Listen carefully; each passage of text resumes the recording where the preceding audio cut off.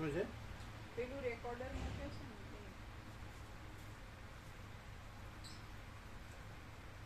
ને એને ખબર નથી. એટલે એમના આસન પાસે હશે એ કે અમારે વાત નથી હશે એ કહીને નથી જતા. કાયમ આપીને જાય દર વખતે આપીને જાય એટલે આજે આપીને નથી જાય.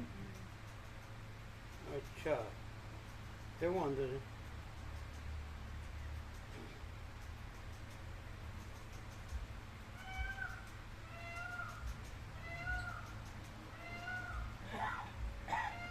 સૂર્યનારાયણ ભગવાનને કે આકાશ ભગવાનને કે મહાસાગર ભગવાનને કોઈ રેકોર્ડ કરનારો હોય કે ન હોય એ છે જ.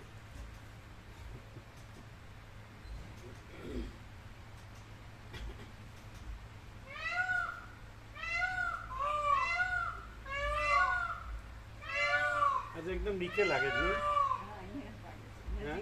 અહીંયા આ જે છે ને અહીંયા અવાજ આવે અહીંયા પણ છે એ તો અહીંયા રાત્રે વિશ્રામ કરે. તો એના પર બિલાડી ન ચડી શકે? ના, બહુ ઊંચી ટોચ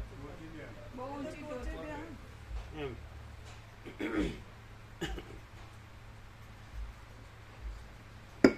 ઓમ બરાબર છે.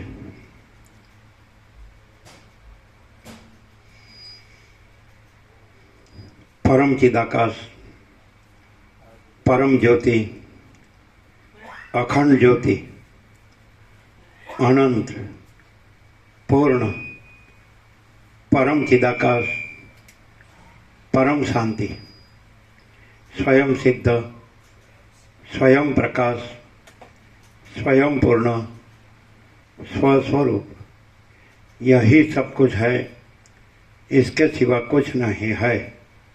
शून्यभास, अनंत कोटि, महाकल्पो है ही नहीं। वशिष्ठराम निर्वाण उत्तरार्थ राउंड 38मो राउंड।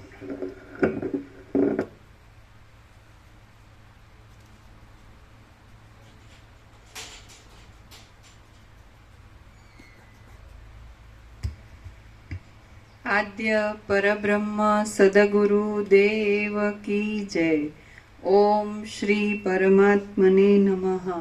सद्ग्रंथों शिरोमणि श्री योग वासिष्ठ महारामायण निर्वाण प्रकरण उत्तरार्ध पेज नंबर 1363 1363 सर्ग 75 12 सूर्योनी उत्पत्ति ने प्रलयाग्निનું વર્ણન। આ 75મા સર્ગમાં બ્રહ્મા ધ્યાન પરાયણ થઈ રહેતા 12 સૂર્યોની ઉત્પત્તિ વિશે કહેવામાં આવશે ને સર્વ જગતને બાળીને ભસ્મ કરનારા પ્રલયાગ્નિ વિશે પણ વર્ણન કરવામાં આવશે।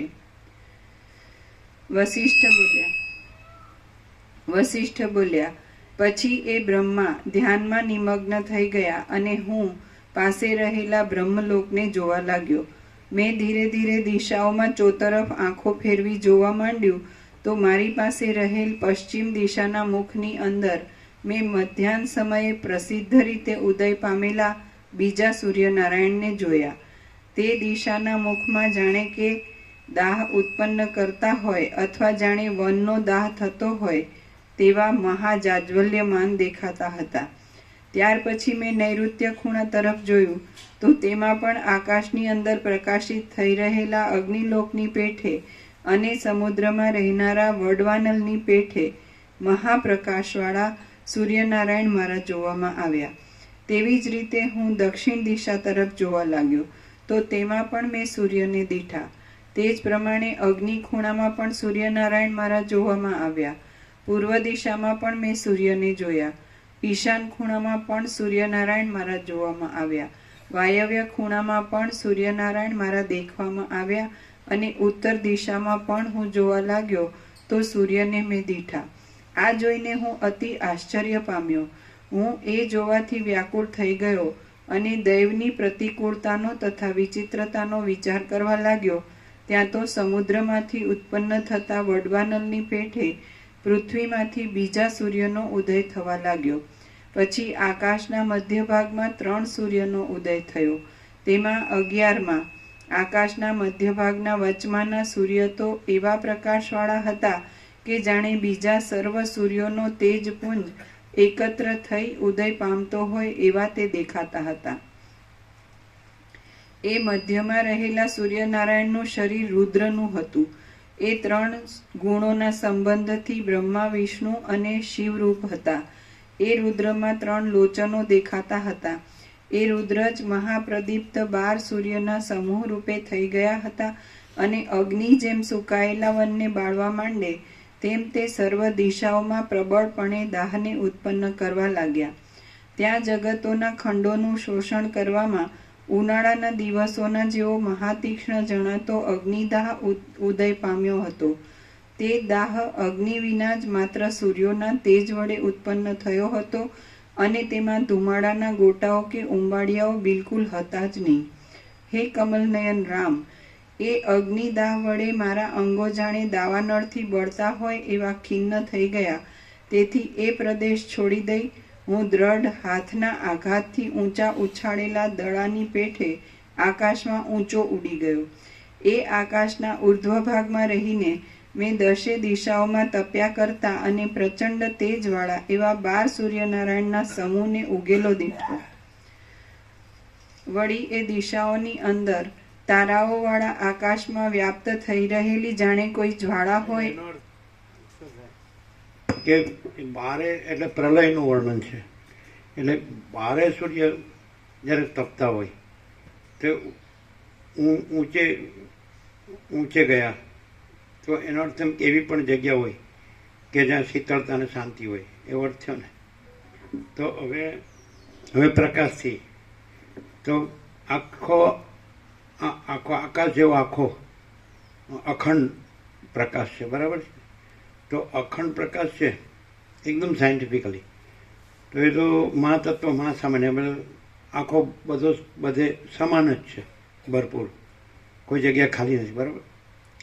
તો એનો અર્થ એમ, બરાબર, આ પ્રેક્ટિકલ નિત્ય નૂતન પ્રકાશ એટલે જ્યાં આખો પ્રકાશ જ રહ્યો હોય અને કોઈ વિવર્ત ભ્રાંતિ ન રહી હોય, તો માનો કે વિવર્ત ભ્રાંતિમાં આભાસ દેખાતો હોય, તો આભાસમાં ગમે તેવું હોય તો એ અહીંયા ઊંચે શબ્દ છે, એ સ્થૂળ નીચે ઉપર નહીં સમજવાનું, પણ ડાઈવ ડીપ એટલે ભૂતાકાશ છે એમાંથી એ સ્થૂળ છે, એનાથી સૂક્ષ્મ ચિત્તાકાશ છે, એમાં જવાનું. પછી કારણ માયાકાશ છે અને મહાકારણ ચિદાકાશ છે. તો એ બધું જ છે ને બધે જ છે, બધે જ છે ને બધું જ છે, બરાબર છે. એના ઉપર કાંઈ નથી, એના વિના કાંઈ નથી, એમાં બીજું કાંઈ નથી, એમાં બીજું કાંઈ થતું નથી. અને એ મહાચિદાકાશ પરમ કૈવલ્ય પરમ શાંતિ છે, એ જ અનંતપૂર્ણ પરમ ચિદાકાશ પરમ શાંતિ છે, એ જ પરબ્રહ્મ પરમ શાંતિ સહાનુભૂતિ તત્વસાર છે. એટલે જ્યાં આભાસ દેખાતો હોય દ્રશ્ય દ્રષ્ટિવાળાને, પણ આભાસ ન હોય ને પરમ ચિદાકાશ પરમ જ્યોતિ અખંડ જ્યોતિ જ હોય, સમજાય જ ને, તો એ અનંત પ્રકાશ, અનંત આનંદ, અનંત શાંતિ જ હોય. કારણ કે એમાં આખો સમષ્ટિ વ્યષ્ટિ કારણ સૂક્ષ્મ સ્થૂળ જે વિવર્ત ભ્રાંતિ એ છે જ નહીં, આભાસ છે જ નહીં. આભાસ આકાર વિકાર જન્મ વિકારના એવું દ્રષ્ટા દ્રષ્ટા કે સાક્ષી સાક્ષી કશું જ છે જ નહીં, સમજાય કે નહીં. તો એમ લાગે કે આ માણસ એટલે ફોર એક્ઝામ્પલ વસિષ્ઠ એક્સેપ્શનલ અપવાદ છે, તો આ માણસને આ કાંઈ થતું જ નથી અને આ માણસને બસ એ પરમ પ્રકાશ પરમ આનંદ પરમ શાંતિ જ છે. પણ એ આ માણસ ક્યાં રહ્યા છે? એ જ રહ્યા છે. એટલે કોઈને થાય કે આપણને બધાને બધું થાય જ ને, આને કેમ કાંઈ થતું નથી? પણ એ આ રહ્યા હોય તો ને, આકાશથી પૃથ્વી કંઈ છે જ નહીં, કારણે નથી, સૂક્ષ્મ નથી, સ્થૂળે નથી, અને મહાકારણ જ છે. ચિદાકાશ છે, માયાકાશ ચિત્તાકાશ ભૂતાકાશ નથી, સમષ્ટિ વ્યષ્ટિ નથી, દ્રષ્ટા દ્રશ્ય નથી, સાક્ષી સાક્ષ્ય નથી, નામરૂપ ઉત્પત્તિ સ્થિતિ લઈ નથી, કોઈ વિવિધતા વિચિત્રતા નથી, અનેક નથી, જુદું જુદું નથી, આ કંઈક થાય છે ને બદલાય છે ને જાય છે એવું કશું નથી, અને અખંડ પ્રકાશ છે, સમજાય છે. તો અખંડ આનંદ, અખંડ શાંતિ. તો એમ થાય કે આ માણસ અવશિષ્ટ, તો આને કાંઈ થતું નથી, આ બધાને હાવ થોડું અમથું થાય તો કેટલું બધું થઈ જાય. પણ એ હોય તો ને, અને આ બધું હોય તો ને, દ્વૈત ભ્રાંતિ નથી, વિવર્ત ભ્રાંતિ નથી. એટલે હવે કોઈ એમ કે એ તો વસીટ છે, આપણે ક્યાં વસીટ છે, કેવી રીતે એવું લ્યો, આપણને એવું કેવી રીતે થાય? એ આપણને પકડી રાખ્યું છે ને, એ જાણી લે કે અખંડ પ્રકાશ છે કે નહીં. એમાં વળી આપણે બીજું ને આન ત્રીજું અને આ થાય છે ને બદલાય છે ને જાય છે, એવું કાંઈ થાય છે? સીધો અખંડ પ્રકાશથી જ રહે તો જ રહી શકે. અને જો આ દ્વૈત ભ્રાંતિ કે વિવર્ત ભ્રાંતિ કે આભાસ ભ્રાંતિથી રહે, આભાસ આકાર વિકાર, જન્મ વિકાર, નાશ, નામરૂપ બધા હશે, તો પછી અહીંથી ફરિયાદ કરે ને તો એન્ડ જ ના આવે. અને સીધું કે હવે બીજું કે દાખલા તરીકે આ દ્વૈત ભ્રાંતિ છે, વિવર્ત ભ્રાંતિ છે, તો એ કેમ દેખાય છે? ચાલો દેખાય તો શું હોય તો દેખાય? અખંડ પ્રકાશ છે એટલે દેખાય જ ને. પણ અખંડ પ્રકાશમાં છે તો અખંડ પ્રકાશ જ છે. તો સીધો જે નથી એમાં કામ મરે છે, અને જે છે એ તો રહેલું જ છે, રહેવાનું નથી, રહેલું જ છે. અને નથી એ તો રહેલું જ નથી, પણ નથી એની જ ઘડબાંગ કર્યા કરે, સમજે ને? એટલે ઠેકાણું પડતું નથી. ને તો એમ સીધું છું કે ભાઈ ચાલો કે ભ્રાંતિ ભાષે છે, આવું છું જગત છે, અને જે કાંઈ બધું જન્મ મરણ હર્ષોક, તો પણ ભ્રાંતિ દેખાય છે કે નહીં? તો પ્રકાશ પ્રકાશે છે, અખંડ પ્રકાશ. દેખાવું એટલે પ્રકાશવું, તો કંઈ ભ્રાંતિનો પ્રકાશ, એની સત્તા પ્રકાશ નથી. એ અખંડ પ્રકાશ છે, એનો સત્તા પ્રકાશ છે. તો અખંડ પ્રકાશ, અખંડ આનંદ ને અખંડ શાંતિ, અનંત પ્રકાશ, અનંત આનંદ, અનંત શાંતિ, એટલે છે જ. આને એનું નથી કરવાનું, આને નથી કરવાનું, કારણ કે એ છે જ અને આ નથી જ.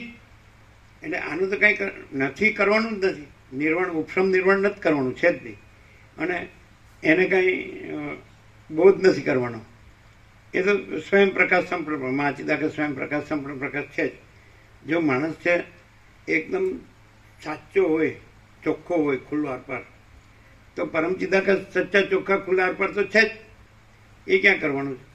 જે માણસ સાચો ચોખ્ખા ખુલ્લા આરપાર છે, તો પછી પરમચિદાકાશ સચ્ચા ચોખ્ખા ખુલ્લા આરપાર છે એ જ છે, કારણ કે એ જ છે. આ ક્યાં છે? આ તો ખાલી દેખાવ માત્ર છે, ખાલી કાંઈ છે જ નહીં. તો આ કાંઈ છે જ નહીં, અને આ બધું જ છે. All and soul, all in all, બધે જ છે ને બધું જ છે. તો એ તો છે જ, એનું કાંઈ થતું નથી. એ તો પોતે સ્વયં છે, સર્વત્ર સદા. એ એમ અજરામર, અખંડ, અવિનાશી. અને એટલે જેને આપણે કહીએ છીએ ને તુર્યાતીત, અપરિચ્છિન્ન, મહાતત્વ, મહાસામાન્ય, અનંત, અખંડ, અભેદ, એક જ અદ્વિતીય, અનાદિ, અનંત, અનંત, સંપૂર્ણ, અનંત, સર્વતઃ, નિરંજન, નિરાકાર, નિર્વિકાર. એ છે જ અખંડ સચ્ચિદાનંદ. એ છે જ. બોલવાનું ક્યાં? બીજો ક્યાં છે તો બોલે? સૂર્યમાં પોતામાં બીજો ક્યાં છે તો કે સૂર્ય કે. આકાશમાં પોતામાં બીજું ક્યાં છે કે આકાશ કે. મહાસાગરમાં બીજું ક્યાં છે કે મહાસાગર કે. તો મહાચિદાકાશમાં બીજું ક્યાં છે તો કે મહાચિદાકાશ કે. અને મહાચિદાકાશ એ તો પોતે છે જ. એ પરમ કૈવલ્ય છે જ ને, પરમ શાંતિ છે જ. કેટલું સહજ. એટલે જે ભ્રાંતિ કાંઈ નથી, થઈ જ નથી, એ ભ્રાંતિ રાખવાનો આ બધો એ જ છે. શું કહેવાય? સમજાય જ ને? એટલે એમ કે મને કેમ શાંતિ નથી, મને કેમ સુખ નથી, આનંદ નથી, મને સમજાય જ કે નહીં? તો સ્થિરતા નથી. પણ નથી એ શું કામ લાવવું છે? લાવવો તો આવે એવું નથી. અને છે એ ક્યાં લાવવાનું છે? ક્યાં નથી? અનાદિસિત સત, આ બધું આકાશથી પણ મોટો પ્રકાશ છે. તો એ અનંત, અખંડ, અભેદ પ્રકાશ છે. તો પછી છે જ. એટલે બહુ સહજ છે. પણ વસીને પ્રકાશથી સાંભળીએ તો જ આ ખબર પડે. નહીં તો પાછું તમે શાબ્દિક, વાચિક, માનસિક રીતે, બૌદ્ધિક રીતે તો ખબર ન પડે. એટલે ભ્રાંતિથી ન ખબર પડે, કારણ કે ભ્રાંતિ નથી. અને પ્રકાશથી ખબર પડે, કારણ કે પ્રકાશ છે. તો આ બધું પ્રકાશ છે, તો આ બધું આનંદ છે ને આ બધું શાંતિ છે. એમ તો કે આને કેમ કાંઈ થતું નથી?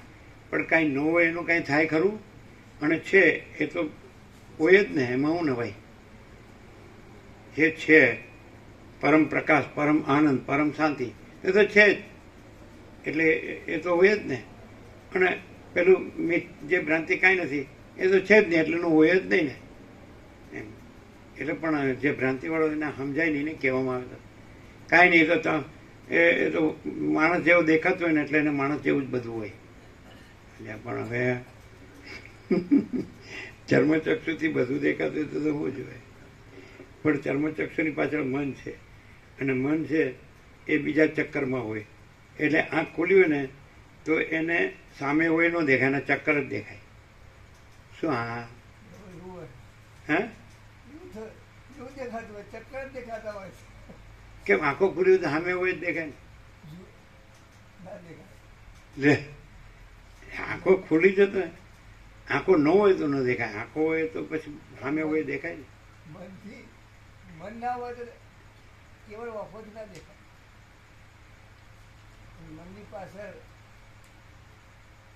મનની પાછળ નહીં, મનમાં જ બધી ભ્રાંતિઓ રહેલી છે. અને એટલે આંખો એમાં કાંઈ નથી. મન ન હોય, ભ્રાંતિ ન હોય તો આંખો ચોખ્ખી હોય અને એનું બધું ચોખ્ખો પ્રકાશ જ દેખાય. એને ઊંઈ ન દેખાય ને જગતે ન દેખાય.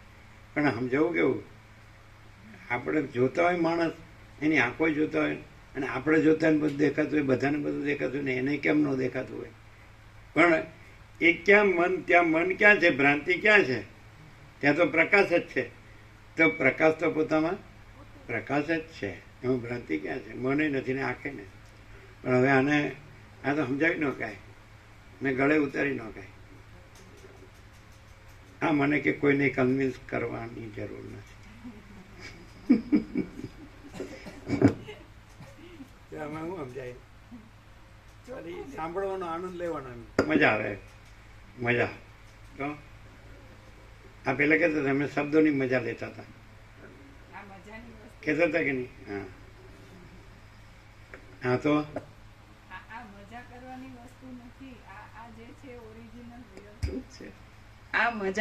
વસ્તુ નથી, ઓરિજિનલ રિયલ ટ્રુથ છે.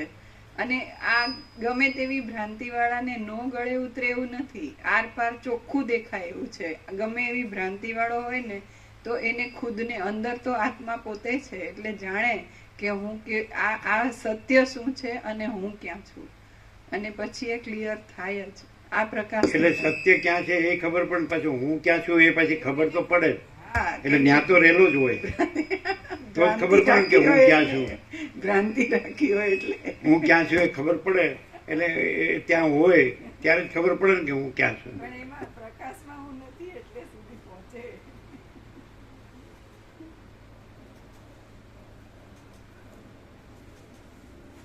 સમજો સમજો, ચિન્મયની સામે જોઈ લો, છેલ્લું દાખલું એવું લાગે ને દાખલી ફાટી ગઈ હોય સાચું નથી. હજી એવું લાગે.